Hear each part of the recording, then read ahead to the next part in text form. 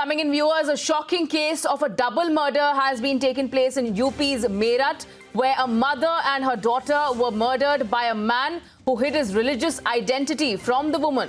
The murder took place after the woman was found out that the man was hiding his religious identity and started drifting away from her as well. Ultimately, both mother and daughter were murdered and buried in their home. The man is now under police arrest. Let's go across to my colleague Vivek, who has more details on this. So certainly a shocking update coming in from Meerut, Vivek, of a double murder of a mother and a daughter. If you can share more light on this entire case.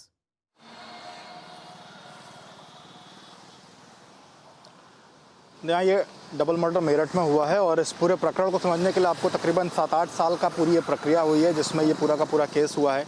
8 साल पहले जो लड़की जिसका murder हुआ है, जो महिला है, उसका अपने पति के साथ उसका डाइवोर्स हो चुका था और उसके बाद वो अपने दोस्त के साथ अकेले रहती थी और इसी दौरान फेसबुक पे एक लड़के के साथ उसकी दोस्ती हुई, जिस लड़के ने हिंदू नाम रख के, अमित गुर्जर नाम रख के उस लड़की के साथ दोस्ती करी थी और उसके बाद इन दोनों ने एक तरीके से शादी कर ली और एक साथ रहने लगे।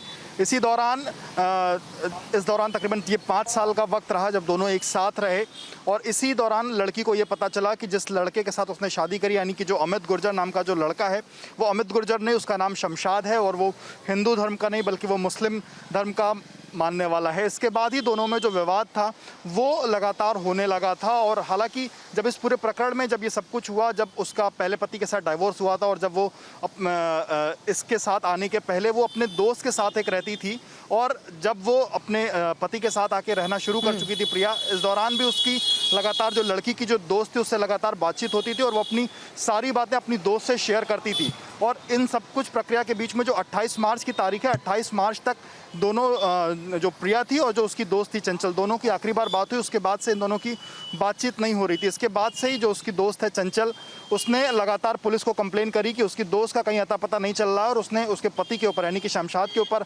आरोप लगाया कि इसने कहीं कुछ किया है जिस नाते इसकी दोस्त का पता नहीं चल रहा। और उसके बाद से ही लगातार चंचल पुलिस के ऊपर दबाव बना रही थी कार्रवाई करने के लिए। हालांकि इस प्रकरण में ये भी देखने में आया है कि जो स्थानीय थाने की जो पुलिस थी वो इस प्रकरण में कार्रवाई नहीं कर रही थी और वो लगातार चंचल को वहाँ से भगा देती थी और ये कहती थी कि इस पूरे प्रकरण में कुछ नहीं हो पाएगा, उसकी पत्नी है और वो जानता होगा। इस तरीके की प्रक्रिया पुलिस कर रही थी। हालांकि तकरीबन 15 दिन पहले, यानी कि इस केस को तकरीबन 100 दिन से ज़्यादा हो गए क्योंकि 28 मार्च का केस है। 28 मार्च को आखिरी बार बात हुई थी और बताया जा रहा है कि 29 मार्च को शमशाद ने अपनी पत्नी प्रिया को और उसकी 8 साल की बच्ची को दफन कर दिया। दफन करके अपने बेडरूम में ही गाड़ के रख दिया था। इसके बाद कल तकरीबन 15 दिन पहले ये पूरा मामला जो मेरठ के जो कप्तान है उनके संज्ञान में गया और उन्होंने पुलिस के ऊपर दबाव बनाया और उसके बाद पुलिस को आदेशित किया।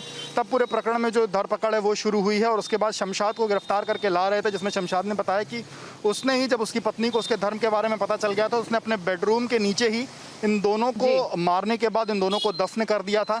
इसको लेकर के शमशाद को पुलिस उस जगह पर लेकर के clearly a very shocking incident of a double murder coming in from Meerut, UP. We'll leave it at that. Vivek, thank you so much for getting us that update.